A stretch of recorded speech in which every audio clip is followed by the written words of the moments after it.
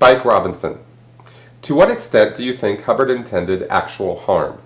Do you think, as some folks do, that he was actively trying to harm people in order to get his name hammered into history?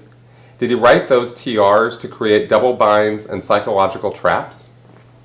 I don't know that Hubbard intended actual harm. I don't think that in all the years that Hubbard was doing what he was doing, I don't think he intended to hurt people. I think in terms of his followers, I mean, he definitely intended to hurt his critics. No question about that. Hubbard hated criticism with a passion. It was his biggest weakness.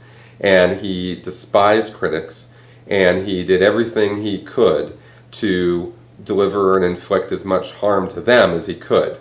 But as far as his followers go, I don't personally believe that Hubbard intended to hurt people.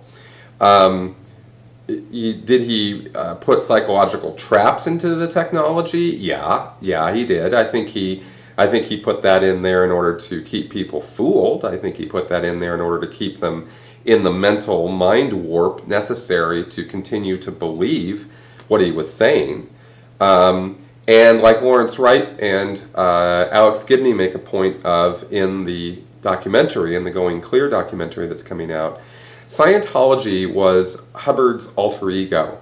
When you see the body of the techniques and methods of Scientology and the steps that Hubbard made people go through, what you're seeing is, I believe, is the steps that Hubbard felt he needed to take in order to handle or cure himself. And he projected that on his followers, on the rest of the world, on everybody. Everybody had to do what he had to do because he saw himself as some sort of savior and some sort of everyman, and that's how he was doing his gig. And I have no question whatsoever that maybe in the beginning Hubbard knew it was a con. I can't really tell. I don't know. There's conflicting information for me on that.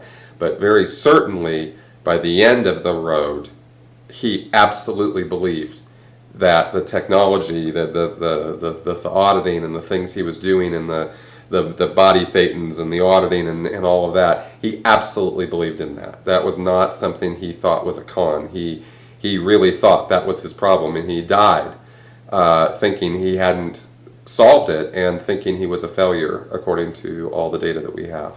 So that's kind of my answer on that.